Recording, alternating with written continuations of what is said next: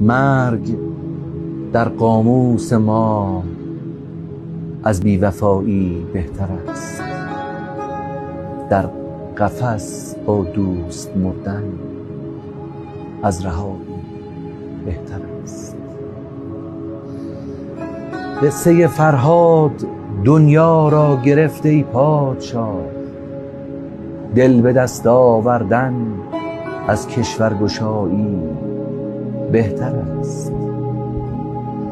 تشنگان مهر محتاج ترحم نیستند، کوشش بیهوده در عشق از گدایی بهتر است.